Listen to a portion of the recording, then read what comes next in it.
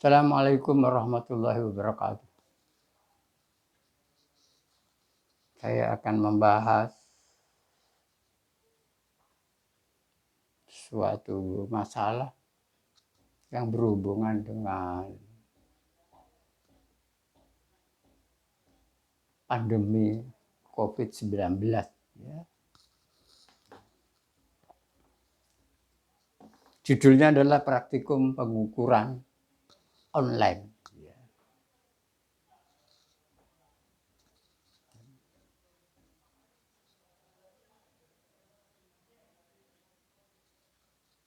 Ya. Praktikum pengukuran online. Itu akan kita laksanakan.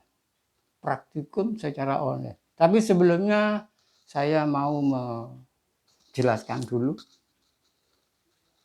beberapa jenis praktikum. Ya. Beberapa jenis praktikum.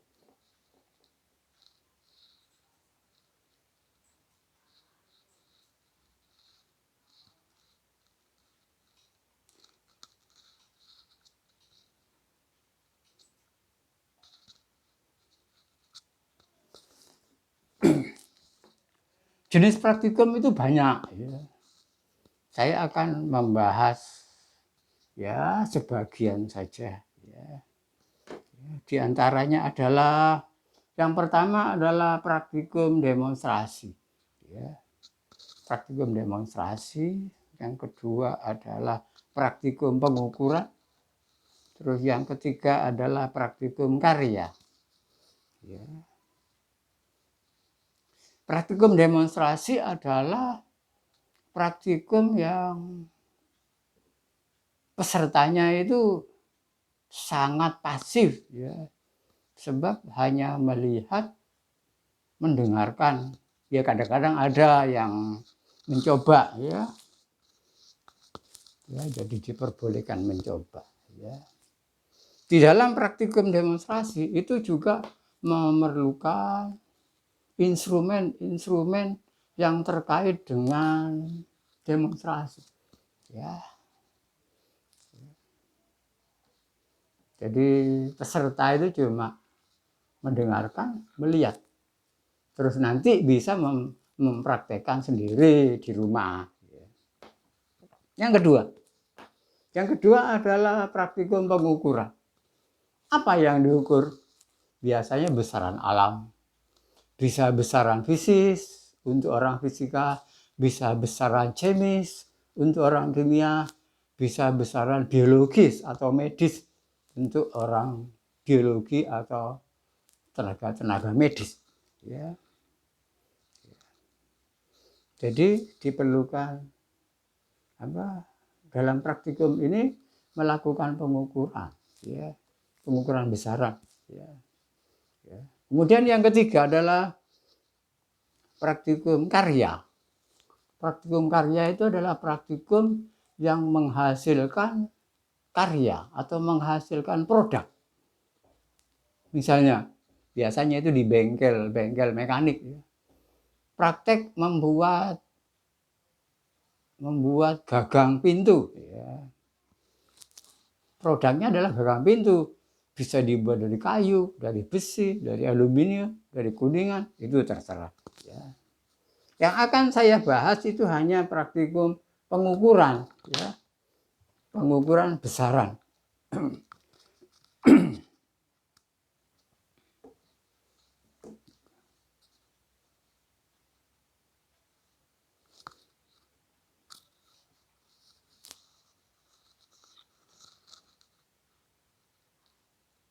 Ya. Persiapan praktikum pengukuran. Ada 3 ya. Yang pertama yang harus dipersiapkan itu adalah buku petunjuk praktikum. Ya. Ya, buku petunjuk praktikum itu harus. Kalau tidak kan peserta kan tidak bisa, tidak mengerti apa yang akan dilakukan. Di dalam buku petunjuk praktikum itu biasanya ada tujuan, bahan, instrumen, ukur, instrumen penunjang, ya, dan lain-lain. Kemudian bisa juga pakai buku referensi. Ya, kalau misalnya peserta belum jelas, carilah buku referensi yang lain. Ya. Terus yang ketiga adalah tabel ompong. Karena nanti praktikum pengukuran itu mengukur suatu besaran alam. Kalau saya terkait sama fisika ini besaran fisis, ya. Besaran fisis yang nanti ditabelkan. Ya. Daripada pada saat praktikum peserta sibuk sama membuat tabel, lebih baik tabel ompongnya itu dipersiapkan duluan. Tabel ompong itu adalah tabel yang belum ada isinya. Ya. Jadi tinggal mengisi pada saat melakukan praktikum. Ya. Ini saya bicara praktikum yang biasa ya. Praktikum yang biasa. Ya. Nomor 4.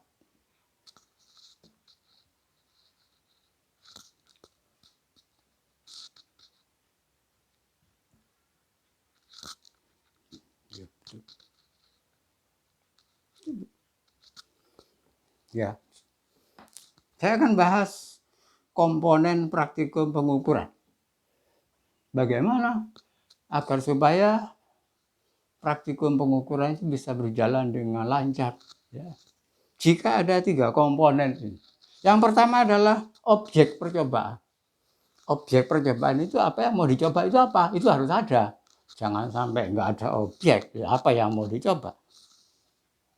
Yang kedua, karena ini pengukuran, harus ada instrumen ukur atau alat ukur yang sesuai dengan apa yang mau diukur. Kalau misalnya objek percobaan itu pengukuran temperatur atau suhu, ya berarti itu instrumen ukurnya instrumen ukur temperatur. Kemudian yang ketiga adalah instrumen penunjang. Instrumen penunjang itu semua instrumen yang menunjang berlangsungnya praktikum.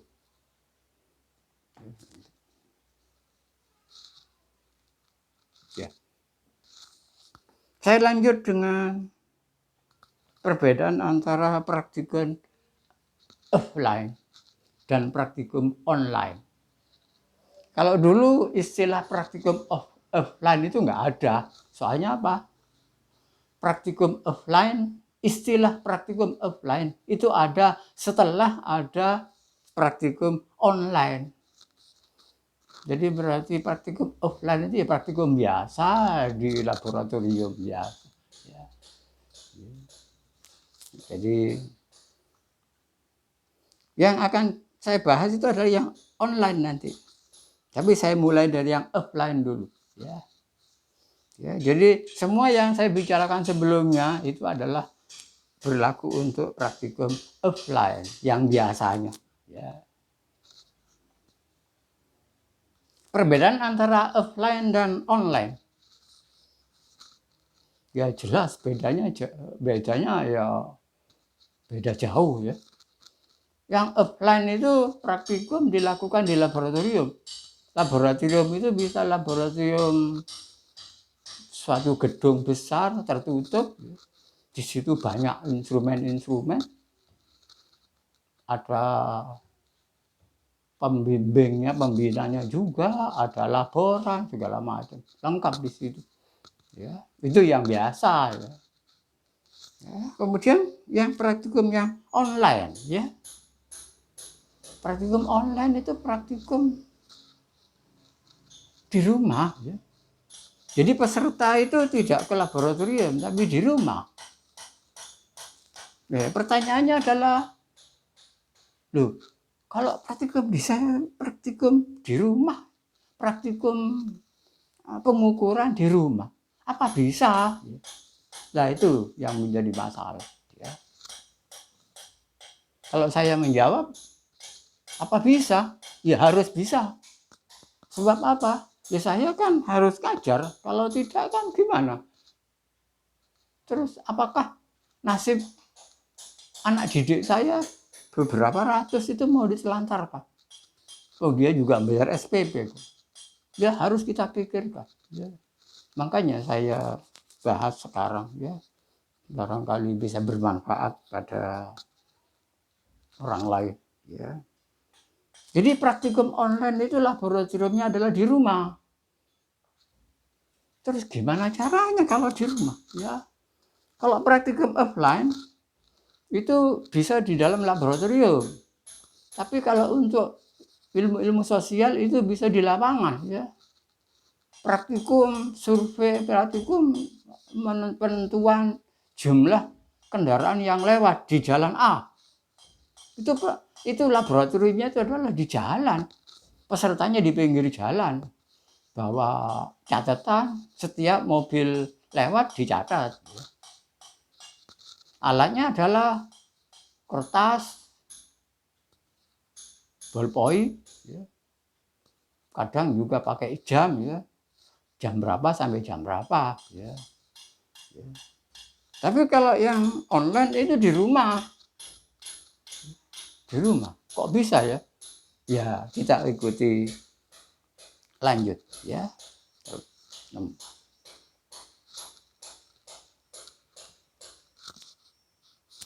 Ya. Saya lanjutkan. Praktikum online itu saya bagi menjadi 4 macam. Saya bagi loh, ya. Itu menurut saya, ya. Kalau orang lain membagi berapa ya terserah, ya. Yang pertama adalah praktikum online mandiri. Yang kedua adalah praktikum online semi mandiri. Yang ketiga adalah praktikum online semi mandiri ringan. Dan yang terakhir adalah praktikum online bersama. Wah, istilahnya mana ya? Saya mau membahas satu persatu. Mulai dari praktikum online mandiri. Mandiri itu artinya apa? Bekerja sendiri. Jadi anak didik, baik mahasiswa atau siswa atau siapa sajalah, dia itu bekerja sendiri. Apa bisa? Iya, jawaban saya harus bisa. Ya. Ya. Soalnya apa? Peserta didik itu kan sudah punya niat untuk mau dididik. Ya harus bisa toh. Ya. Tinggal bagaimana pembinanya mau mengarahkan agar supaya praktikum di mandiri bisa berjalan. Yang kedua, praktikum online semi mandiri. Praktikum online semi mandiri. Yang semi mandiri ini adalah, ya, semi itu artinya agak mandiri. Ya, peserta didik itu melakukan pengukuran sendiri, ya, tapi instrumennya itu disediakan melalui video. Jadi pembimbingnya itu membuat video, ya, yang sesuai dengan petunjuk praktikum. Sebab apa? Syarat utamanya adalah petunjuk praktikum harus ada agar supaya dibaca dulu oleh anak didik. Kalau nggak ada petunjuk praktikum ya nggak bisa, ya mau apa, ya.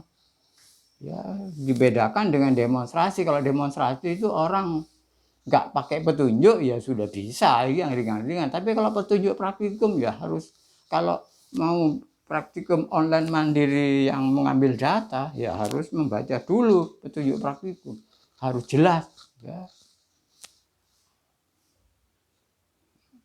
Saya lanjutkan dulu. Yang ketiga adalah praktikum online semi mandiri ringan. Kalau semi mandiri ringan itu adalah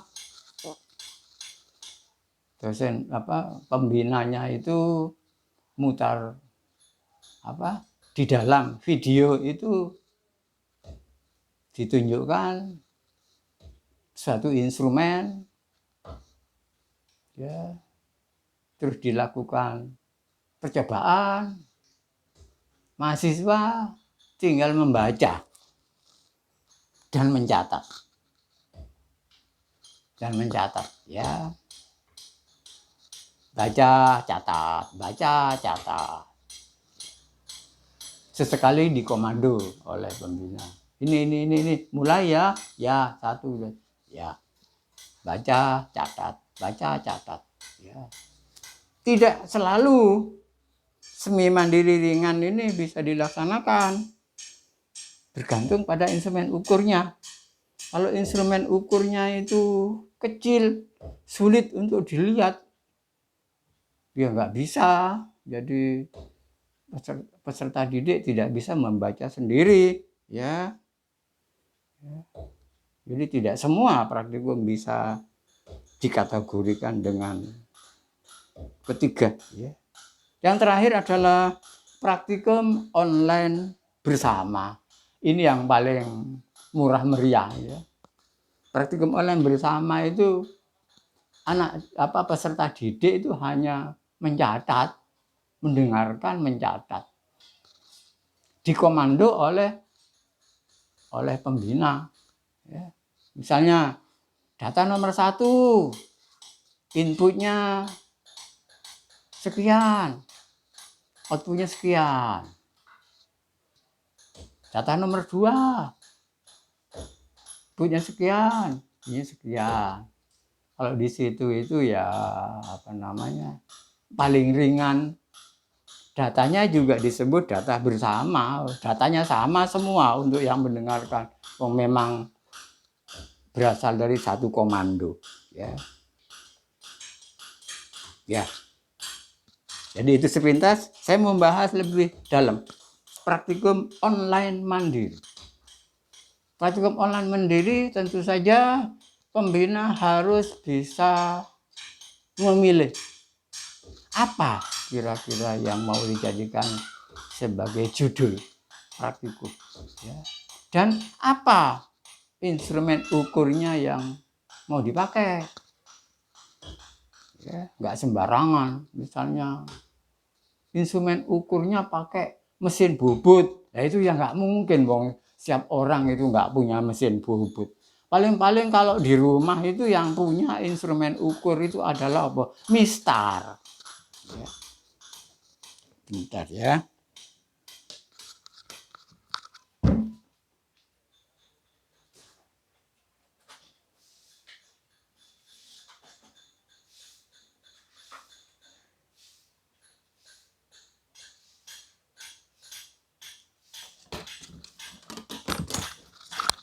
Ya, saya lanjutkan.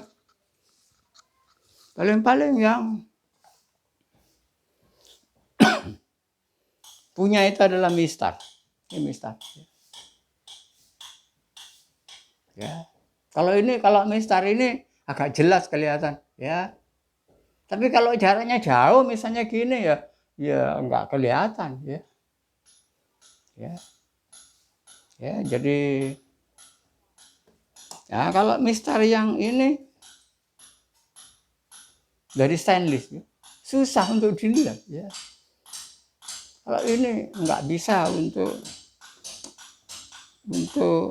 semi mandiri ringan, nggak bisa, ya. Tapi kalau untuk online mandiri ya bisa saja, kan itu milik mahasiswa sendiri, ya. Contohnya apa?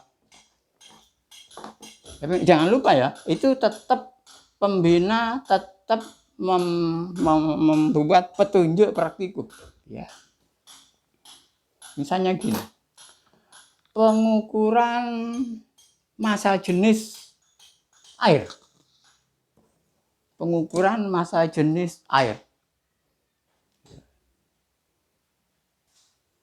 Itu kan kira-kira kalau massa jenis itu instrumen ukur yang diperlukan adalah gelas ukur untuk mengukur volume air.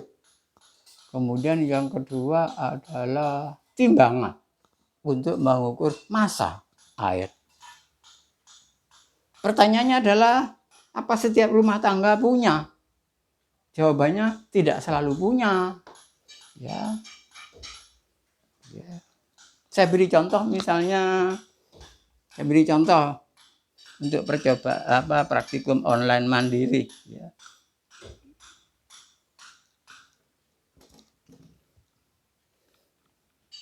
Ini ada aqua botol ya. Di aqua botol itu ada tulisannya, volumenya 600 ml. 600 ml. Berarti kan volumenya sudah tidak perlu mengukur, percayalah sama pabrik. 600 ml. Tinggal nimbang. Gimana cara menimbangnya? Ditimbang dalam keadaan masih utuh, ditimbang. Kemudian diminum. Diminum sendiri boleh. Dibagi-bagi sama orang boleh. Ya. Dibuang ya boleh, nggak apa-apa. Cuma kan sayang kalau dibuang. Ya. Ya. Tadi waktu kita timbang itu adalah massa air plus botol. Setelah airnya habis ditimbang lagi, itu adalah massa botol. Nah, berarti massa air sama dengan massa pertama, botol sama air dikurangi dengan massa botol. Sudah, datanya sudah ada. Massa datanya adalah volume yang nggak pakai ngukur, massa botol berisi air, dan massa botol kosong. Ya, kalau dianalisis ya sudah, ya akan kita hitung massa jenis sama dengan massa botol isi dikurangi massa botol kosong dibagi dengan volume. Ya. Ingat, satuan massa jenis adalah yang lazim dipakai itu adalah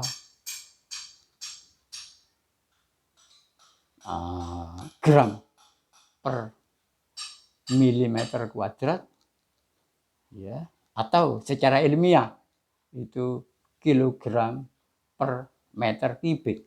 Ya. Massa jenis air itu sekitar 1000 kilogram per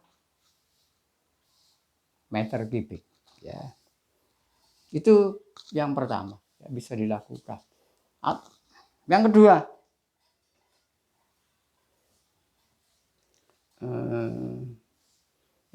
itu nggak punya punyanya itu hanya timbangan badan, timbangan bayi, timbangan badan, terus mistar ya. Kalau mistar itu mosok nggak punya sih. Saya kalau di rumah nggak punya mistar itu barangkali tidak ada anak sekolah barangkali ya. Kan bisa pinjam tetangganya kan nggak apa-apa. Kalau tetangganya keberatan sewa juga nggak apa-apa ya. Ya. Sewa 1 jam berapa gitu mistar ya. Kalau ada punya timbangan badan nggak repot. Kalau timbangan badan disuruh mengukur air dalam botol aqua itu ya pengukurannya tidak benar, wong itu untuk di atas 10 kg biasanya ya masanya. Ya sudahlah. Peserta didik sendiri aja yang hitung. Judulnya adalah pengukuran massa jenis peserta didik ya. Mau pakai baju mau enggak terserah ya. Caranya gimana? Instrumen ukurnya cukup pakai timbangan badan. Yang kedua adalah mistar. Penunjangnya adalah bak kamar mandi ya. Yang kotak-kotak ya. Jangan kalau yang bundar susah ya, yang kotak-kotak ya. Yang persegi ya. kamar mandi diisi air kira-kira 3/4 ya. 3/4. Kemudian kita bawa timbangannya ke kamar mandi ya. Soalnya kalau tidak pakai baju kan dilihat orang ya. Timbang dulu badan dengan ini dicatat ya. Habis itu kita tandai permukaan air di kamar bak mandi itu berapa? Ditandai. Setelah itu nyemplung ya. Kok nyemplung? Terjun. Kita terjun ke dalam air tapi jangan sampai nyiprat ya, nanti ada air yang hilang. Masuk ke dalam bak mandi ya. Pelan-pelan ya, jangan loncat. Kalau loncat nanti ambiar semua ya. Pelan-pelan airnya nanti akan naik ya. Habis itu keluar pelan-pelan juga biar tidak nyiprat. Kan masih ada bekas permukaan air setelah kita masuk ke dalam air ya. Diukur jarak antara permukaan air yang pertama dan permukaannya waktu anak peserta didik itu nyemplung ya. Volumenya akan bisa dihitung. Datanya adalah data panjang kamar bak mandi, data lebar bak mandi, dan perubahan tinggi air ya. Panjangnya P, lebarnya L, perubahan tingginya T, berarti volumenya sama dengan PLT. Itu datanya. Jadi datanya adalah PLT massa peserta didik. Analisisnya ya gampang lah ya. Rho sama dengan volume sama dengan P kali L kali T. Massa jenis sama dengan massa peserta didik dibagi dengan volume dibagi dengan PLT. Ketemu ya, massa jenisnya. Ya. Dan lain-lain ya. Masih banyak contoh-contoh yang lain. Itu untuk praktikum online mandiri. Nah, sekarang kita lanjut ke praktikum online semi mandiri. Semi mandiri. Jadi peserta didik itu melakukan percobaan sendiri ya.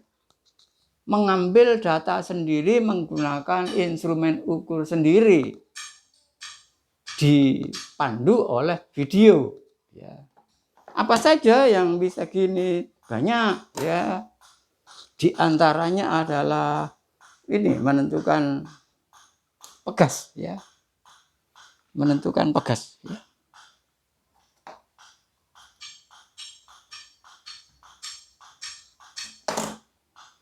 Menentukan konstanta pegas ya. Jadi ada pegas ya.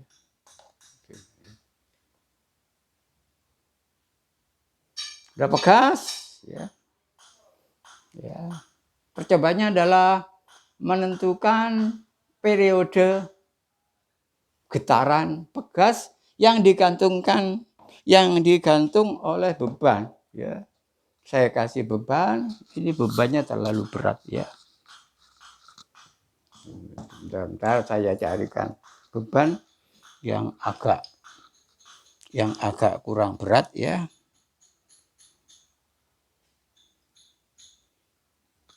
Saya carikan beban ya.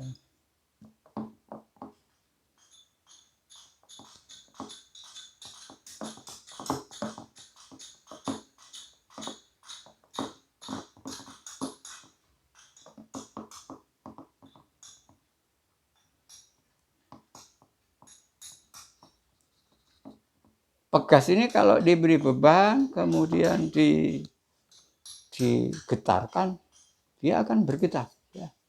Ini ya.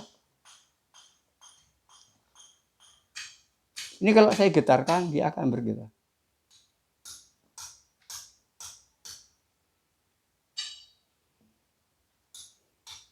kan peserta didik bisa ngitung sendiri ya. Dari rumah ya. Videonya cuma gini aja ya. Biasanya kalau mengukur periode itu tidak satu kali, kalau satu kali susah. 10 kali getaran. Jadi kita mulai ya. Bukan kita mulai. Peserta didik memulai sendiri. Ini di video saya getarkan gitu aja sudah ya. Dia itu sendiri. 0, 1, 2, 3, 4, 5, 6, 7, 8, 9, 10. Ya. Ya. Tapi peserta didik harus pakai stopwatch atau jam boleh, jam tangan boleh, jam dinding boleh, timernya kue juga boleh, terserah ya. Ya, saya ulangi lagi, kalau misalnya masih saudara boleh mengambil berapa kali getaran ya. Bisa 5, bisa 10, bisa 30 ya. Makin banyak makin bagus, tapi kan kita perhatikan ini 30 masih nutut apa enggak ya. Ya.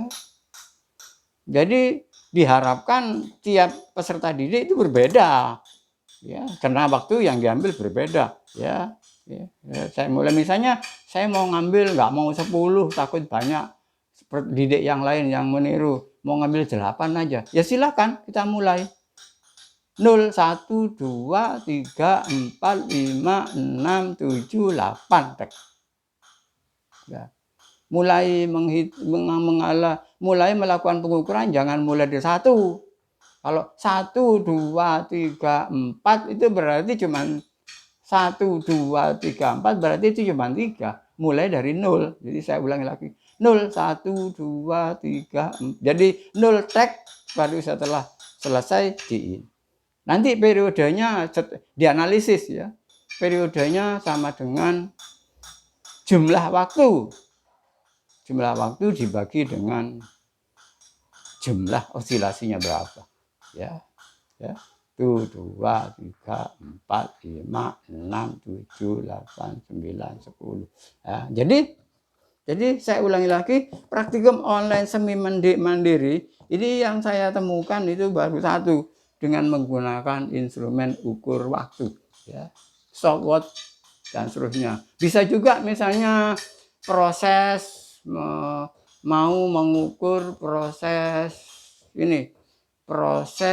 pengisian tangki ya, proses pengisian tangki ya, dengan udara ya, yang diukur adalah tekanannya ya. Proses udara kan pakai manometer ya, kan berarti mulai 0 terus, itu kan bisa dilakukan setiap 5 detik 0, 1, 2,5 ya. Nah itu kan bisa dilakukan ya. Praktikum online semi mandiri dengan menggunakan instrumen seadanya. Tentu saja ya ini hanya berlaku untuk yang dasar-dasar. Kalau yang yang sudah aplikasi ya agak susah ya. Bagaimana melakukan pengukuran dengan osiloskop? Waduh, dari mana dapat osiloskop? Ya susah ya. Ya, itu yang semi mandiri. Saya turun lagi praktikum online semi mandiri ringan. Itu ada instrumen ukur ya. Ada instrumen ukur ya. Ada jarumnya di situ. Si peserta didik, jadi di video itu ya diperagakan bagaimana melakukan praktikum, dan si peserta didik itu disuruh melihat sendiri dan mencatat sendiri ya. Boleh dipandu misalnya inputnya sekian, outputnya yang disuruh nyatat sendiri. Inputnya sekian, dirinya nyatat sendiri. Itu semi mandiri ringan ya. Kemudian yang praktikum online bersama ini ya kayak nonton bioskop aja ya. Dipandu. Inputnya sekian, outputnya sekian, inputnya sekian, outputnya sekian. Yaitu yang paling nggak bermutu Ya. Cuma saja kalau di dalam praktikum pengukuran bisa di hampir semua praktikum itu kan ada laporan, ya. Jadi di laporan itu kan nanti peserta didik melaporkan. Jadi data dianalisis ya sampai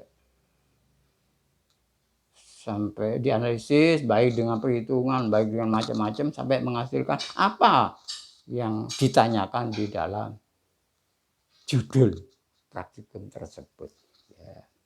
Jadi untungnya masih ada itu. Ya. Itu ya sekedar saya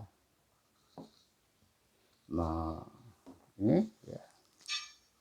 Mudah-mudahan hal seperti ini bisa bermanfaat bagi orang-orang terutama pengajar ya, baik guru maupun dosen. Ya, mudah-mudahan bisa bermanfaat ya. Sekian. Assalamualaikum warahmatullahi wabarakatuh.